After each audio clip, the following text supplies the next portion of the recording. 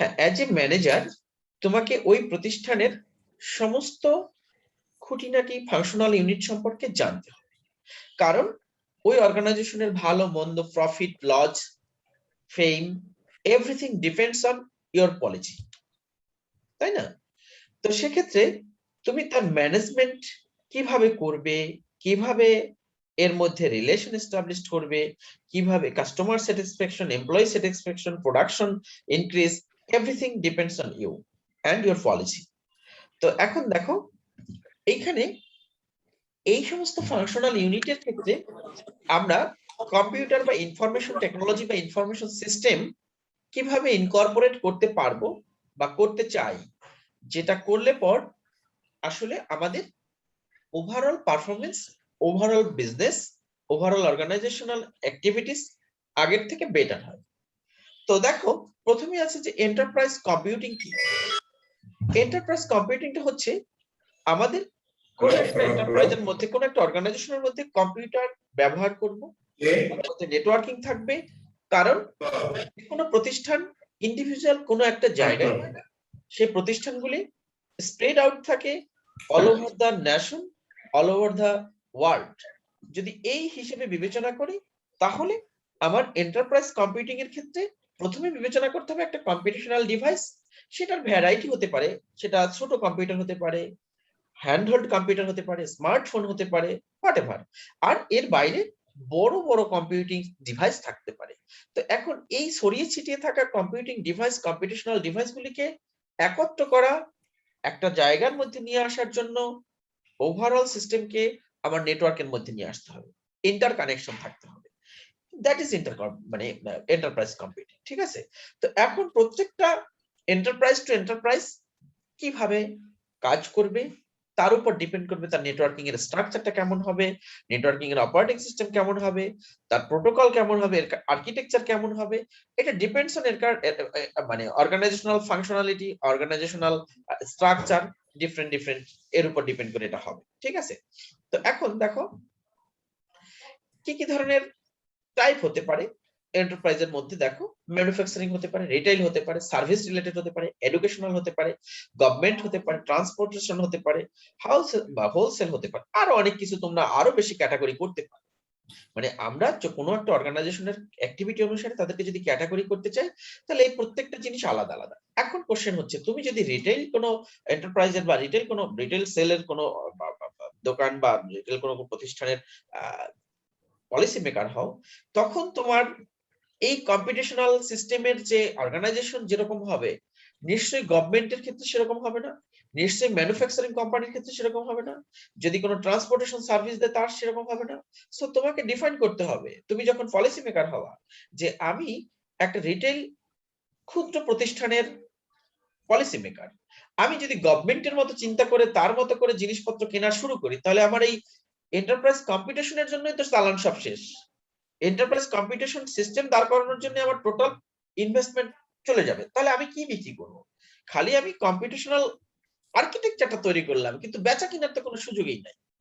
আবার যদি কোনো ক্ষুদ্র প্রতিষ্ঠানের কথা বিবেচনা করে গভর্নমেন্টের কোনো বিষয় বিবেচনা মানে পলিসি মেক করে, তাহলে তো গভর্নমেন্ট চলবে না। ঠিক একইভাবে সার্ভিস ওরিয়েন্টেড, সেখানেও একই রকম হবে না। সো এইগুলি তোমার মতো করে, মানে যখন তুমি ওই পজিশনে থাকবে, তখন তুমি যাতে এটা নিয়ে ভাবতে পারো, তার পরস এন্ড কনস এই স্লাইডের মধ্যে আমার দেওয়া আছে, ঠিক আছে? তো এখন এখানে অধিকাংশ ক্ষেত্রেই এন্টারপ্রাইজের অর্গানাইজেশন এখানে দেয়া আছে। আমি জানি না তোমাদের এর থেকে ব্যতিক্রম কিছু, হয়তো বা তোমরা অ্যাডভান্স লেভেলে কিছু পড়েছো, কিন্তু ইন জেনারেল তোমাদের বোঝানোর জন্য এরকম একটা বিষয় আমি বোঝানোর চেষ্টা করছি, যে চিফ এক্সিকিউটিভ অফিসার, তার অধীনে থাকবে ফিনান্সিয়াল অফিসার থাকতে পারে, অপারেটিং অফিসার থাকতে পারে, তারপরে ইনফরমেশন অফিসার থাকতে পারে। এরপরে অপারেটিং অফিসারকে আমি আলাদা ভাগ করলাম, কারণ এইটা যদি আমার বড় ডিপার্টমেন্ট হয়, তাহলে আমাকে এটাকে আলাদা আলাদা ছোট ছোট ভাগ করতে হবে। আবার এটা যদি ছোট হয়, তাহলে আলাদা ছোট, মানে খুব বেশি ভাগ না করলেও পারি। আবার ডিপেন্ড করবে, মানে নিড বেস আমার সলিউশনটা তৈরি করতে হবে। ইন জেনারেল অলমোস্ট সব অর্গানাইজেশনের ক্ষেত্রে এরকম একটা আর্কিটেকচার, মানে এটা কি বলে, স্ট্রাকচার আমরা ড্র করতে পারি, যে এরকম ভাবে আমরা একটা এন্টারপ্রাইজকে অর্গানাইজ করতে পারি, ঠিক আছে? এখন দেখো এখানে নরমালি কিরকম হয়। যে executive management, middle management, operational management, non management employees, এইগুলিকে আমরা যদি এভাবে কোন একটা এন্টারপ্রাইজের ক্ষেত্রে বিবেচনা করি তাহলে সবচেয়ে বেশি সংখ্যক থাকে কারা? নন ম্যানেজমেন্ট এমপ্লয়িজ। তারপরে থাকে operational management, middle management, executive management থাকে টপ লেভেল। তুমি যদি লিভার ব্রাদার্স এর কথা চিন্তা করো তাহলে লিভার ব্রাদার্স এর বাংলাদেশে যে মানে সিইও আছে সে তো একজনই, কিন্তু লিভার ব্রাদার্স এর সেলসম্যান তো আছে ভুরাভুর অনেক লোক, তাই না? তো এখন এগুলিকে সুন্দরভাবে অর্গানাইজ করা, ম্যানেজ করা, মানে কোম্পানির প্রফিট, ইনভেস্টমেন্ট, এটার মধ্যে ব্যালেন্স করা, সবকিছু এভাবে সিস্টেম করতে হবে। এখন এইটা করার জন্য তুমি কিভাবে এর মধ্যে ইনফরমেশন সিস্টেম, কম্পিউটার নেটওয়ার্ক আনবে, এটা তোমার উপর ডিপেন্ড করবে, ঠিক আছে? তো এন্টারপ্রাইজ ইনফরমেশনের ক্ষেত্রে কি কি আছে দেখো, business intelligence, business process management, business process automation, এগুলিকে আমরা বিবেচনা করতে পারি, ঠিক আছে?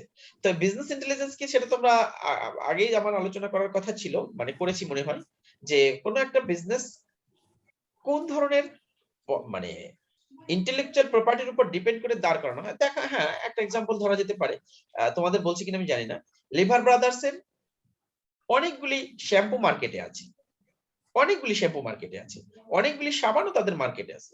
তো কোশ্চেন হচ্ছে তারা এতগুলি ভ্যারাইটি কেন মার্কেটে উঠছে? নিশ্চয়ই তাদের কোনো পলিসি আছে যে তুমি এটা না কেন ওটা কিনবা, ওটা না কেন এটা কেন। এরপরে তুমি আরেকটা পলিসির কথা বলি, এটা কিন্তু বিজনেস ইন্টেলিজেন্স, তুমি কোনো না কোনোটা কিনতে বাধ্য। টেলিভিশনে অ্যাড দেখবা Fair and Lovely, okay, Fair and Lovely দেখা গেছে যে তোমার বাসায় তোমার বোন কিনেছে, সে ইউজ করছে, তুমি মাঝে মধ্যে ওটা একটু ইউজ করতা, না ভালোই লাগে। এরপর হঠাৎ করে টেলিভিশনে একদিন দেখলা Fair and Lovely men, MN লেখা ব্র্যাকেট দিয়ে আটকানো, যার মানে বিষয়টা দাঁড়াচ্ছে কি, পরের দিন তুমি তোমার বোনেরটা ব্যবহার করতে গেলেই বলবে যে না এটা তো তোর না, এটা হচ্ছে ফিমেলদের জন্য, মেনের জন্য আলাদা কেন, যার মানে তুমিও মোটিভেট হবে যে না ফেয়ার এন্ড লাভলি মেন, সুতরাং মেন একটা কিনতে হবে, যার মানে তোমার বাসায় কিন্তু দুইটা ফেয়ার এন্ড লাভলি ঢুকে গেল, এট এ টাইম দুইটা ফেয়ার এন্ড লাভলি তোমাকে কিনতে বাধ্য করালো। This is business intelligence. এটা তোমরা আরো ভালো বুঝবা, আমি আমার মতো করে বললাম। তারপরে এটাকে কিভাবে ম্যানেজ করা হয় এটা একটা বিষয়, অটোমেশন করার একটা বিষয়, যাই হোক। তো এখন একটা ম্যানেজার কি করে, প্ল্যান করে, অর্গানাইজ করে, লিড দেয় এবং নিয়ন্ত্রণ করে, এইভাবে পলিসিগুলি মানে এইভাবে ম্যানেজারের অপারেশনটা রোটেট করতে থাকে। তোমরা এটা আরো ভালো বুঝবা, ঠিক আছে? তো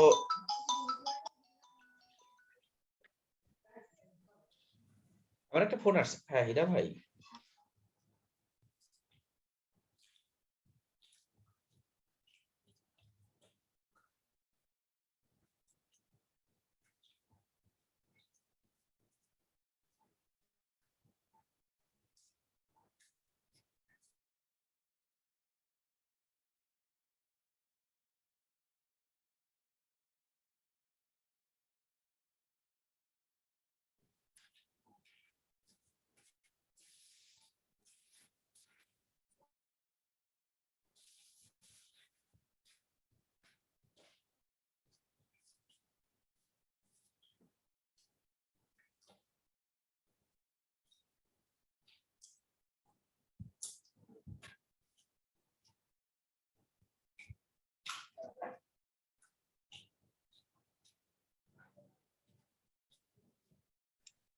হ্যাঁ, তো এখন দেখো এখানে আমার সিস্টেমের মধ্যে ইনফরমেশন সিস্টেম যদি আমি ম্যানেজ করতে চাই তাহলে সেখানে হার্ডওয়্যার থাকবে, সফটওয়্যার থাকবে, ডাটা থাকবে, পিপল থাকবে, এবং কোন প্রসিডিউরে এদের মধ্যে কাজ হবে এই ধরনের একটা বিষয় আমার ইনফরমেশন সিস্টেমের মধ্যে রাখতে হবে যদি আমি এন্টারপ্রাইজ কম্পিটিশনটা ম্যানেজ করতে চাই বা করতে চাই, ঠিক আছে?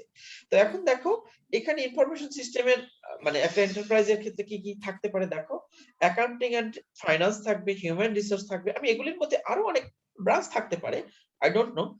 তো এইগুলি আমরা যদি মোটা দাগে বিবেচনা করতে চাই তাহলে এগুলিকে আমরা কনসিডার করতে পারি। ইন জেনারেল এইগুলিকে বিবেচনা করলেই আহ, মোটামুটি একটা এন্টারপ্রাইজের ক্ষেত্রে সব কনসিডার করা যেতে পারে। ফাংশনাল ইউনিট যা আছে, accounting, finance, human resource, engineering আর প্রোডাক্ট ডেভেলপমেন্ট, ম্যানুফ্যাকচারিং, সবগুলি যে একটা এন্টারপ্রাইজে থাকতে হবে দ্যাটস নট ম্যান্ডেটরি। থাকতেও পারে, এর থেকে বেশিও থাকতে পারে, এর থেকে কমও থাকতে পারে। তো এখন তোমাদের একটা প্রশ্ন পরীক্ষায় আসতে পারে, তুমি একজন ম্যানেজার হিসেবে এইখানের এই যে ফাংশনাল ইউনিট গুলি রয়েছে, হ্যালো খেয়াল করছো? জি স্যার। হ্যাঁ, তুমি একটা ম্যানেজার হিসেবে বা চিফ এক্সিকিউটিভ অফিসার হিসেবে তোমার এন্টারপ্রাইজের এই ফাংশনাল ইউনিটগুলিকে কিভাবে কম্পিউটার সিস্টেম, নেটওয়ার্ক সিস্টেম ব্যবহার করে মানে তোমার টার্গেট ফিল আপ করতে পারো, এরকম একটা কোশ্চেন পরীক্ষায় আসতে পারে। সো তোমাকে এইটার ব্যাপারে যতটা না এই স্লাইড থেকে উপকার দিবে, ততটা তোমার চিন্তা শক্তি তোমাকে বেশি উপকার দেবে। তার জন্য তোমার যেটা দরকার, স্লাইড সম্পর্কে ওভারঅল একটা ধারণা নিয়ে তোমার নিজের মতো করে প্রশ্নটার উত্তর তৈরি করতে হবে। ঠিক আছে, কি বললাম বুঝতে পেরেছো? সো আমি এখানে কি কিভাবে অ্যাকাউন্টিং এন্ড ফাইন্যান্স ডিপার্টমেন্টকে ম্যানেজ করতে পারি, এখানে অ্যাকাউন্টিং এন্ড ফাইন্যান্স সিস্টেমের আবার আলাদা আলাদা ব্রাঞ্চ আছে, সেগুলিকে ইনকর্পোরেট করতে পারি, সেখানে আমি কম্পিউটার সিস্টেম কিভাবে আনতে পারি সেগুলি এখানে আমি আলোচনা, এখানে তোমরা দেখতে পারো। আমি একটু স্কিপ করে যাচ্ছি, তোমরা এটা নিজেদের মতো করে পড়ে নিবা, ঠিক আছে? তো এরপরে এইচআরটা কিভাবে আমরা ম্যানেজ করতে পারি, সেটার এইচআর ম্যানেজমেন্টের জন্য আমরা বিভিন্ন সফটওয়্যার আছে সেটা ইন্টিগ্রেট করতে পারি, ঠিক আছে? তো এখানে আমরা কম্পিউটার এইডেড ডিজাইন ব্যবহার করে মানে কোন জায়গার মানে কিছু কাজ করার চেষ্টা করতে পারি, ঠিক আছে? তো এগুলি তোমরা আর কি তোমরা দেখে নিবা, এখানে আমি আর বেশি আলোচনা করব না। তোমাদের যে বিষয়টা বললাম যে অ্যাজ এ বিজনেস স্টুডেন্ট তোমাকে একটা এন্টারপ্রাইজ ডিল করতে হবে। এন্টারপ্রাইজ ডিলিং এর ক্ষেত্রে এন্টারপ্রাইজের ফাংশনাল ইউনিট সম্পর্কে তোমাদের ধারণা নিতে হবে, এবং সেই ফাংশনাল ইউনিটে কিভাবে কম্পিউটার সিস্টেমকে অ্যাড করা যায় এই বিষয়ে তোমাকে একটা সম্যক ধারণা পরীক্ষায় লিখতে হবে, এবং এই প্রশ্নটা পরীক্ষায় আসবে। প্রশ্নটার মার্কস থাকবে 5 থেকে 6, ঠিক আছে? এটা ওপেন কোশ্চেন, সুন্দর করে যাতে লিখতে পারো অল্পের মধ্যে সেই চেষ্টাটা করবা, এটা তোমাদের ওপেন কোশ্চেন। আর এখান থেকে সর্বশেষ নিচের দিকে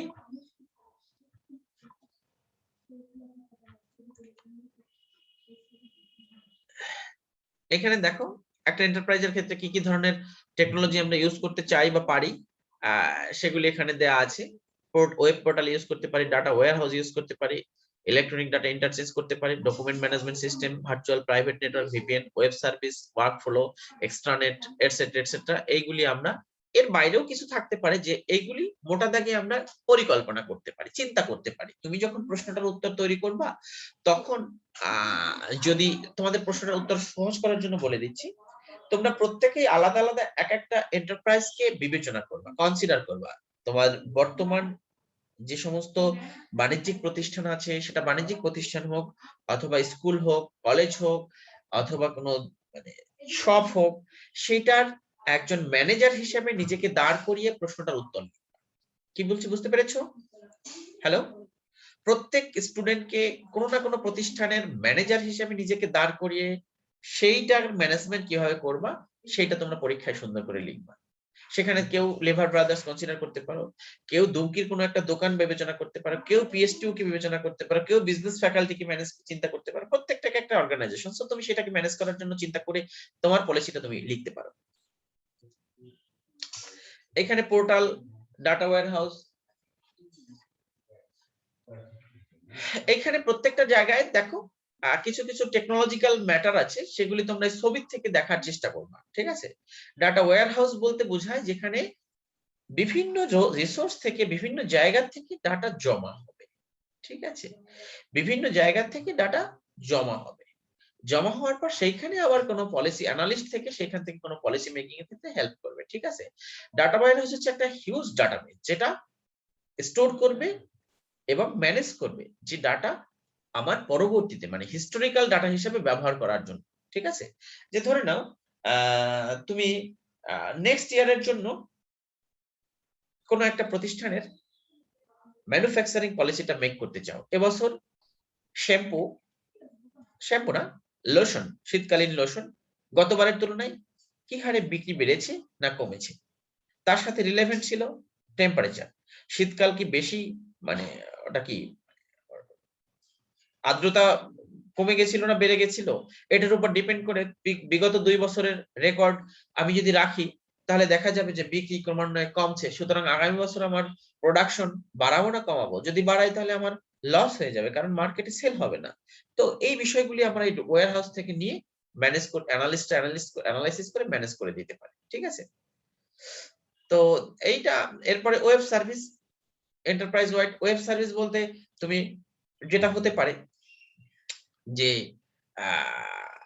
ধরে নাও বিকাশ নামক যে প্ল্যাটফর্মটা রয়েছে, বিকাশ নামক যে প্ল্যাটফর্মটা রয়েছে সেটা কি করছে, তোমার মোবাইল ফোনটাকে ব্যবহার করছে, মোবাইল নেটওয়ার্ককে ব্যবহার করছে, বিভিন্ন ব্যাংকে ব্যবহার করছে, আর বিভিন্ন ধরনের প্রতিষ্ঠানকে তারা তাদের সাথে ইনকর্পোরেট করছে। এটা কিন্তু কিছুই না, তাদের নিজের কোনো টাকা লাগছে না, তারা শুধুমাত্র একটা ওয়েব বেস প্ল্যাটফর্ম তৈরি করে রেখেছে, সেখান থেকে শুধুমাত্র তোমাকে আর বিভিন্ন জায়গার মানে তুমি আমি বিজনেস, তুমি আমি দেওয়া নেওয়া করছি, মাঝখান থেকে প্রফিট হচ্ছে। অ্যামাজন কি করছে, আমি বলছি যে ওয়েব সার্ভিস ব্যবহার করার কৌশলটা। অ্যামাজন কি করছে, তাদের কি কোনো দোকান আছে, তাদের কোনো প্রোডাক্ট আছে, ধরে নাও এখন অ্যামাজনের কিছু প্রোডাক্ট আছে, ইনকেস যদি প্রোডাক্ট নাও থাকে তাও তো সে একটা প্ল্যাটফর্ম দিয়ে সে বিলিয়ন বিলিয়ন ডলার কামাচ্ছে। তুমি দোকান, তোমার প্রোডাক্ট কিনছি আমি, মাঝখান থেকে টাকা নিয়ে নিচ্ছে। বাংলাদেশের দারাজ বলো, মানে বাংলাদেশে কিছু ভুইফোর ই কমার্স আছে, সেগুলিকে বিবেচনা করলে হবে না। তো এরকম বিখ্যাত বিখ্যাত যে প্ল্যাটফর্ম গুলি আছে সেগুলিকে আমরা ওয়েব সার্ভিসের মাধ্যমে করতে পারি। এরপরে দেখা গেছে যে ওয়েব সার্ভিস ব্যবহার করে এডুকেশনাল বিজনেস চলতেছে, যে অনলাইনে যে কোর্স গুলি আছে সেই কোর্স গুলি ওয়েব বেস সার্ভিস প্রোভাইড করে আমাদের কাছ থেকে টাকা নিচ্ছে। ঠিক আছে, তো যাই হোক, এখানে আমি ওভারঅল আলোচনা করার চেষ্টা করলাম। তবে এইটা আমি যেহেতু তোমাদের কোশ্চেনটাকে আউট করে রেখেছি, এইটার উত্তরটা তোমাদের নিজেদেরকে স্টাডি করে লিখতে হবে। ঠিক আছে, আর এই নিচের দিকে যে স্লাইডগুলি আছে এই স্লাইডগুলি সম্পর্কে আমি আগেই অল্প বিস্তর একটু একটু আলোচনা করেছি। এইখানটার থেকে তোমাদেরকে নলেজ নিয়ে তোমার উত্তরটা তৈরি করতে হবে। বুঝতে পেরেছি? যে যেরকম আগে ওয়েব সার্ভিসের কথা বললাম, এখানে ভার্চুয়াল প্রাইভেট নেটওয়ার্ক, এটা আগে আলোচনা করেছিলাম। ভার্চুয়াল প্রাইভেট নেটওয়ার্কটা হচ্ছে ইন্টারনেটকে ব্যবহার করে পৃথিবীর সব জায়গায় ছড়িয়ে ছিটিয়ে থাকা একটা মাল্টিন্যাশনাল কোম্পানির মধ্যে সার্ভিসগুলিকে ম্যানেজ করার জন্য আমরা ভিপিএন ইউজ করতে পারি। ঠিক আছে, যেটা সিকিউর হবে বা কিছু যেখান থেকে অন্য কেউ চুরি করতে পারবে না, এ ধরনের কিছু বিষয় আছে। তো এরপরে ক্লাউড কম্পিউটেশন, যেটা দেখা গেছে যে তুমি একটা কাজ করতে চাও, যেটা রিসোর্স কিনতে গেলে তোমার অনেক টাকা লাগবে, কিন্তু সেইটা যদি তুমি কারো কাছ থেকে ভাড়া করতে পারো তাহলে খুব ভালো। তো এরকম সার্ভিস অনলাইন ভিত্তিক হয়ে থাকে, যেটাকে ক্লাউড কম্পিউটেশন বলা হয়ে থাকে। যেটা তোমরা অ্যামাজন ক্লাউড সার্ভিস নামক একটা ইয়ে আছে, এখন BDN Bangladesh research and education network, তাও বাংলাদেশে এখন তারা ক্লাউড সার্ভিস দিয়ে আছে। যে ধরে নাও আমার একটা সার্ভার দরকার, সে সার্ভারটা আমার কিনতে পয়সা নেই, কিন্তু ওই সার্ভারটা আমি কিনতে চাইলেও কিনলেও আমি সার্ভারের সমস্ত কিছু ব্যবহার করতে পারবো না, আনইউটিলাইজ অবস্থায় থাকবে। তো আমার যতটুকু প্রয়োজন সেই অনুসারে আমি কিনে নিতে পারি অ্যামাজন থেকে, যে তোমাকে আমি ইয়ারলি এত টাকা দিব, তুমি আমাকে সার্ভিস দাও। আমার বাৎসরিক যদি 500 টাকা করে লাগে আর এককালীন যদি 10,000 টাকা লাগে, তুমি কোনটায় যাবো? নিশ্চয়ই 500 টাকায়, কারণ বছরে 500 টাকা দিব, 10,000 টাকা থেকে গেল। এনিওয়ে, তো এখানে দেখো কিছু ই কমার্সের এক্সাম্পল বলা আছে, এটা তোমরা এখান থেকে দেখে নিও, তোমাদের সুবিধা হবে। এন্টারপ্রাইজের জন্য কি কি ধরনের হার্ডওয়্যার লাগে এটা ইন ডিটেইলস জানার দরকার নেই, তোমরা তোমাদের মতো করে একটু দেখে নিবা। এরপরে এন্টারপ্রাইজের ক্ষেত্রে যে স্টোরেজ থাকবে, ঠিক আছে, স্টোরেজ বলতে মানে খুব লার্জ স্কেলের ডাটা জমা রাখার জন্য আমাদের কেমন থাকা উচিত, কি থাকা উচিত সেইটা দেখো। এখানে কি দেখানো হচ্ছে, মাল্টিপল সার্ভার গুলি আমরা এক একটা সার্ভিস প্রোভাইড করছি, সেইটা আবার নেটওয়ার্ক অ্যাটাচ স্টোরেজ ন্যাস বলবো, সেটার সাথে কানেক্টেড। মানে এই নেটওয়ার্ক অ্যাটাচ স্টোরেজের মধ্যে আমার সমস্ত ডাটাগুলি আমি আবার রাখতে পারি, সেটা ব্যাকআপ হিসেবেও থাকতে পারে। ঠিক আছে, এরপরে হচ্ছে স্টোরেজ এরিয়া নেটওয়ার্ক, যেটাকে আমরা স্যান বলছি। এটা হচ্ছে হাই স্পিড নেটওয়ার্ক থাকবে, যেটা শুধুমাত্র স্টোরেজ মানে সব ডাটাগুলি জমা থাকবে। আচ্ছা, আমি এখানে একটা এক্সাম্পল বলি। তোমরা ফেসবুক তো সবাই ব্যবহার করো, তো ফেসবুকের ক্ষেত্রে যদি চিন্তা করো, ওয়ার্ল্ড ওয়াইড বিলিয়ন বিলিয়ন ইউজারের এত ভিডিও, এত অডিও, এত ছবি, এইগুলি কিভাবে তারা ম্যানেজ করছে, এইটার যদি তোমাকে সিইও বানানো হয়, ম্যানেজার বানানো হয়, তুমি কিভাবে পলিসি মেক করবে? এটা this is very much difficult. কারণ তোমার সাথে আমেরিকার একটা বন্ধু আছে, তার সাথে তোমার লিংক আপ আছে, তার ছবিতে তুমি শেয়ার করে দিতে পারো, তার ছবির সাথে সাথে পোস্ট দিলে তোমার কাছে আসবে। তো এখন বিষয়টা হচ্ছে এইগুলি হচ্ছে যখন পলিসি মেকাররা পলিসি করবে, তাদের মাথায় এটা থাকতে হবে। যে এখানে দেখো, স্টোরেজ এরিয়া নেটওয়ার্ক বলতে বিভিন্ন জায়গায় ছড়ানো ছিটানো লার্জ স্কেলের যে ভিন্ন ভিন্ন জায়গার ডাটা আছে, যে এই হার্ড ডিস্ক, এখানে হচ্ছে অপটিক্যাল ডিস্ক, এখানে হচ্ছে টেপ, এগুলি এই স্যান এর মাধ্যমে জমা রাখলাম। এর পাশে আছে রাইট, এরপরে সার্ভার। এইগুলি হচ্ছে মানে জাস্ট শুধুমাত্র স্টোর করা ডিভাইস গুলির সাথে লিঙ্কড আপ হওয়া এবং এর মধ্যে একটা সমন্বয় করা, এটাই হচ্ছে স্যান এর কাজ। ঠিক আছে, এরপর এখানে দেখো খুব বেশি পরিমাণে জমা রাখার জন্য কিভাবে কাজ হয় এটা দেখো। এখানে দেওয়া আছে যে এন্টারপ্রাইজ স্টোরেজ সিস্টেম হচ্ছে যেটা কোনো একটা প্রতিষ্ঠানের লার্জ স্কেলের ডাটা সুরক্ষার সহিত জমা রাখা। ধরে নাও বাংলাদেশের কোনো একটা ব্যাংক, ডাচ বাংলা ব্যাংক অথবা অন্য কোনো প্রাইভেট ব্যাংক, যার হাজার হাজার লাখ লাখ ইউজার, তাদের প্রত্যেকের ইনফরমেশন গুলি কম্পিউটার সিস্টেমে রাখা। যদি কোনো কারণে এই কম্পিউটারের কোনো একটা জায়গায় ঝামেলা হয়ে যায় তখন কি হবে? ঝামেলা বলতে যেখানে তাদের সার্ভার রাখা আছে যদি অগ্নিকাণ্ড ঘটে তাহলে কি হবে? দেখা গেছে যে সেইখানে যেখানে রাখা আছে সেইটা যে সবসময় তোমার বরিশালের সাথে কানেক্টেড থাকবে এমন না, লাইন কাটাই করতে পারে কিন্তু বরিশালের ব্যাংকই বন্ধ থাকবে, তার বিকল্প ব্যবস্থা। এগুলি তোমাদের মানে যখন পলিসি মেকার হবে হওয়ার মানে পরে এটা নিয়ে চিন্তা করতে হবে যে হ্যাঁ আমার আগুন লাগতেই পারে, দুর্বিপাক আসতেই পারে, কিন্তু আমার সার্ভিস বন্ধ রাখা যাবে না। তখন তার বিকল্প পথ কিভাবে করবে? তখন তার ব্যাকআপ অবশ্যই রাখতে হবে। এ ধরনের বেশ কিছু জটিল জটিল প্রশ্ন ইনফরমেশন সিস্টেমের সাথে রিলেটেড। এগুলি মানে জাস্ট তোমাদের ডিটেইল জানার দরকার নেই, কিন্তু এগুলি তুমি চিন্তা করতে পারো যে না হ্যাঁ আমার ডাচ বাংলা ব্যাংকে একটা অ্যাকাউন্ট আছে, 1 লাখ টাকা জমা আছে, কিন্তু ডাচ বাংলা ব্যাংকের সার্ভার যদি নষ্ট হয়ে যায় তাহলে আমার টাকাটাও তো হারিয়ে যাবে, কারণ তাদের কাছে কোনো রেকর্ড নাই। তুমি রেকর্ড দাখিল করবা, এরকম কয় লাখ লোক রেকর্ড দাখিল করবে, রেকর্ড তো তৈরি করার কোনো বিষয় না। তো সেখানে তাদের তো ওই পলিসি অবশ্যই থাকবে কিভাবে তোমাদেরকে অথেন্টিকেশন প্রোভাইড করবে। এটা হচ্ছে ব্লেজ সার্ভার, যেখানে আসলে অনেকগুলি সার্ভারকে ঠিক আছে একটা কার্ডের মধ্যে আর কি সেট করা হয়। Blades server packs a complete computer server on a single card called blades. Anyway তোমাদের সাথে এই মানে এটা নিয়ে আর বেশি ডিসকাস করব না, এটা তোমরা একটু দেখবা। ঠিক আছে, এরপরে আছে এখানে স্কেলাবিলিটি এবং ইন্টারঅপারেবিলিটি। মানে বিষয়টা হচ্ছে তুমি যখন কোনো প্রতিষ্ঠানে দায়িত্ব নিলে তখন অবশ্যই তোমাকে চিন্তা করতে হবে যে এই প্রতিষ্ঠান পরবর্তীতে যদি বাড়ে তাহলে আমি আমার ইনফরমেশন সিস্টেম কিভাবে ম্যানেজ করব। আজকে একটা দোকান আছে, কালকে যদি আমি ব্রাঞ্চ করতে চাই ঢাকাতে, চিটাগাঙে, তখন কি আমি আমার এই একটা দোকানের বিবেচনায় যা করলাম সেটা থেকে বাড়াতে পারবো কিনা, সেটা থেকে বাকিরা সার্ভিস দিতে পারবে কিনা? হতেই পারে হ্যাঁ, যে আজকে আমি এখানে ব্রাঞ্চ করছি কালকে ঢাকায় ব্রাঞ্চ করবো, এখন দুইটা ব্রাঞ্চের মধ্যে সমন্বয় কিভাবে করব? আমি যদি একটার কথা চিন্তা করে করি তাহলে তো আমার আর ব্যবসা বাড়ানোর সুযোগ নাই। This is scalability. ঠিক আছে,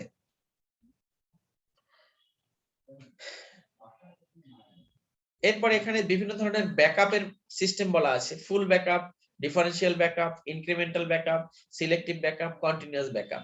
মানে তুমি যে ডাটা ব্যাকআপ রাখবে ওই যে আগুন ধরে যাবে, নষ্ট হয়ে যাবে ডাচ বাংলা ব্যাংকের সার্ভার, সেইটার প্রেক্ষাপটে আমি যদি বলতে চাই সেক্ষেত্রে আমি কি করতে চাই, তার ফুল ব্যাকআপটা আমি অন্যত্র রাখবো না ডিফারেন্সিয়াল ব্যাকআপটা রাখবো, যে পার্টিকুলার কি কি পার্থক্য আছে সেটা রাখবো, না যতটুকু চেঞ্জ হয়েছে সেটা রাখবো, না নির্দিষ্ট কোনো লোকেটটা রাখবো, না কন্টিনিউয়াসলি সব রাখবো, না সবকিছু রাখবো। এখন সেটা তোমার পলিসির উপর ডিপেন্ড করবে তুমি কি ধরনের সার্ভিস প্রোভাইড করছো, কি তোমার টার্গেট, এই আর কি।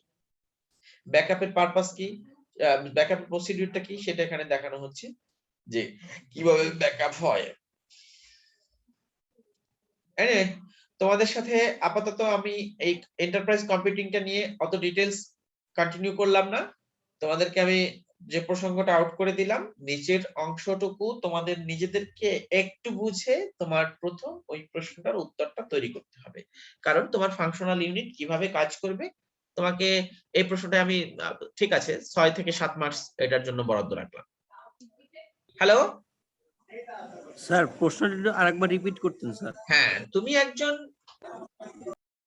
মানে একটা প্রতিষ্ঠানের চিফ কর্ণধার, ঠিক আছে, প্রধান কর্মকর্তা। এই কর্মকর্তা হিসেবে এই প্রতিষ্ঠানের ফাংশনাল ইউনিট আইডেন্টিফাই করবা। ফাংশনাল ইউনিট আইডেন্টিফাই করার পরে তোমাকে এই ফাংশনাল ইউনিটকে ভালোভাবে ম্যানেজ করা যাতে অর্গানাইজেশনের বেটারমেন্ট হয়, সেখানে কম্পিউটারের ইন্টিগ্রেশন কিভাবে তুমি করে অর্গানাইজেশনের বেটারমেন্ট করতে পারো এটা তোমার নিজ ভাষায় লিখতে হবে। এক্ষেত্রে প্রশ্নের উত্তরের জন্য তুমি রিয়াল কোনো একটা প্রতিষ্ঠানের চিফ অথরিটি হয়ে ম্যানেজ মানে প্রশ্নটার উত্তর লিখবা।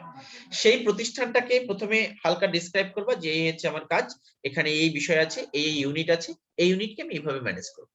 এখন প্রশ্নটার উত্তর যদি সবার কমন হয়ে যায় তাহলে কিন্তু সবাই পানিশড করো। প্রত্যেকের জন্য আলাদা আলাদা প্রতিষ্ঠান বিবেচনা করতে হবে, আলাদা ক্যাটাগরির প্রতিষ্ঠান। সবাই যদি দোকানের নাম চেঞ্জ করে উত্তর লেখো তাহলে হবে না, সবাই যদি ইউনিভার্সিটির নাম চেঞ্জ করে লেখো তাহলে হবে না, তোমাকে ক্যাটাগরিটা আলাদা করে লিখতে হবে।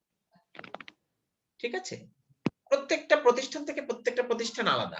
তুমি হ্যাঁ লিখতে পারো পিএসটিউ, তুমি পিএসটিউর ক্ষেত্রে যে ফাংশনালিটি আছে যদি অন্য আরেকজন সেই ফাংশনালিটি থেকে এক্সট্রা একটা ফাংশনালিটি অ্যাড করে সেটাকে সুন্দর করে কোঅর্ডিনেট করে লিখতে পারে, দ্যাট উইল বি বেটার। ঠিক আছে, তো তোমাদের আপাতত আমি ক্লাস থেকে বিদায় নিচ্ছি। আর তোমাদের জন্য ফাইনাল পরীক্ষার পরে এক্সেল এবং অ্যাক্সেস এটা দেখাবো, এখন দেখানোর কোনো দেখালেও লাভ নেই, তোমাদের সময় নেই, তোমাদের অনেক পড়াশোনা। আপাতত আমি বিদায় নিচ্ছি। আর আজকের ক্লাসের অ্যাটেন্ডেন্স হ্যাঁ দাও। Response to roll call, roll number 2। Yes, sir. 3, Yes, sir. 4, Yes, sir.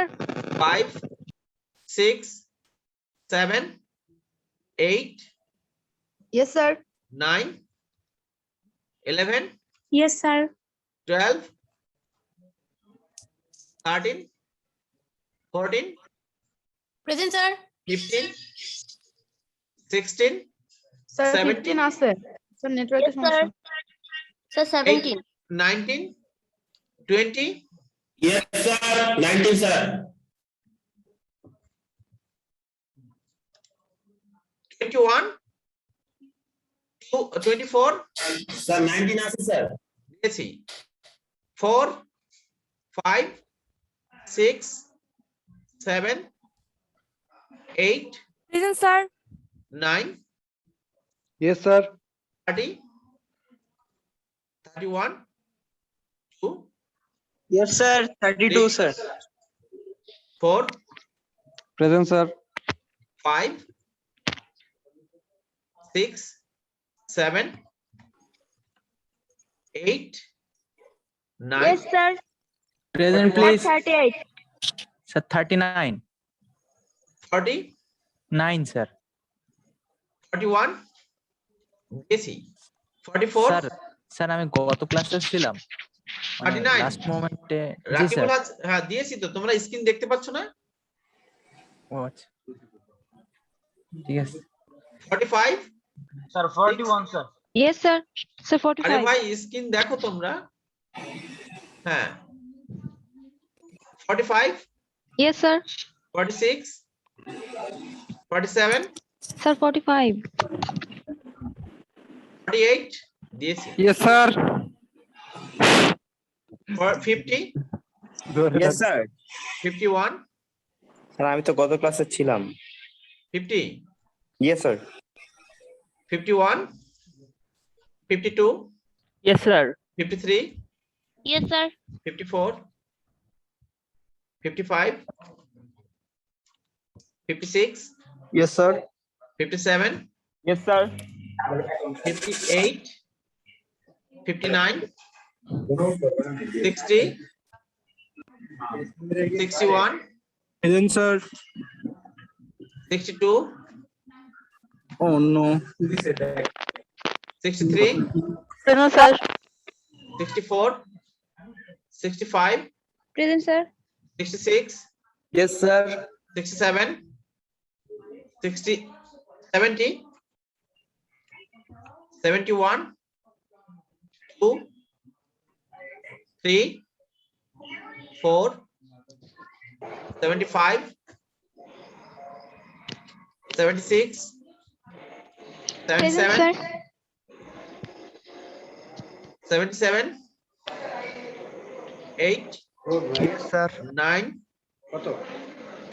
81, Yes, sir. 82,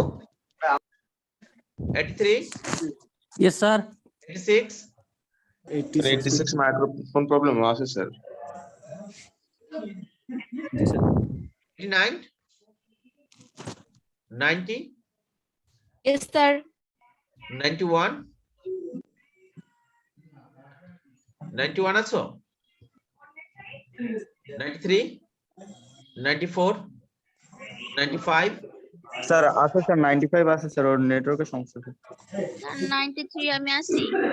86 then sir দিছে দিছে ওই দেন এই যে 86 এই যে 86 96, এই যে এই সিরিয়াল 4টা দেওয়া আছে স্যার দিছে 96, 97, present sir.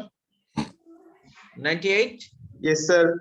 99, present sir. Sir 100. Last ক্লাসে ছিলাম sir. Okay. 100, 102, 103, 104, 17, 15, yes sir.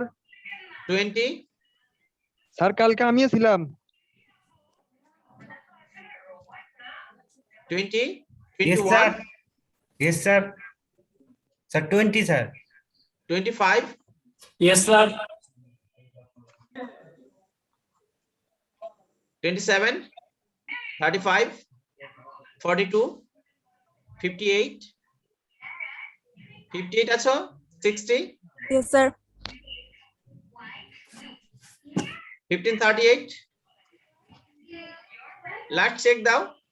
Sir, 86 ID sir আছে, ওর মাইক্রোফোনের প্রবলেম স্যার, মেসেজ দিছে। হ্যাঁ 86 স্যার 1703021।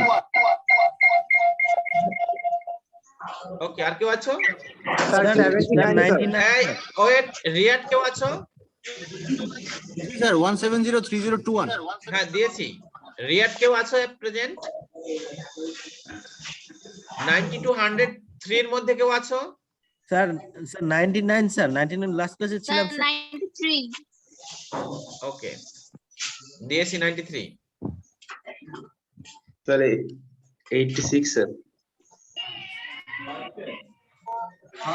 80 to সরি 80 to 90 এর মধ্যে কেউ আছো?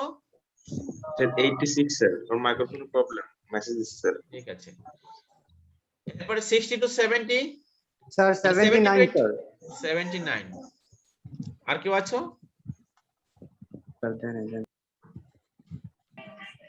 60 to 70,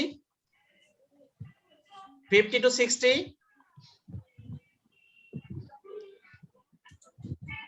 40 to 50, 30 to 40, স্যার 33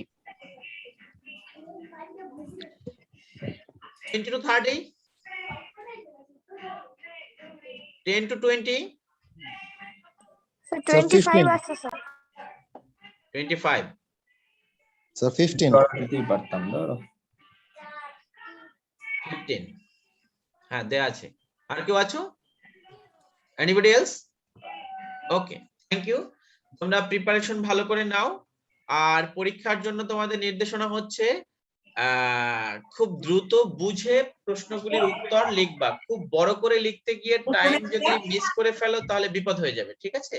সুন্দর করে সব প্রশ্নের উত্তরই তোমরা আশা করি পারবে, তবে সময়ের সাথে তাল মিলিয়ে প্রশ্নগুলির উত্তর, মানে খুব গার্বেজ লেখার দরকার নেই, যা জানো শর্টলি সুন্দরভাবে উপস্থাপন করলেই হবে। ওকে, ঠিক আছে, বেস্ট অফ লাক, ভালো থেকো। কারো কোনো জিজ্ঞাসা আছে? কারো কোনো জিজ্ঞাসা রয়েছে কি? না sir. Okay, thank you, best of luck, by.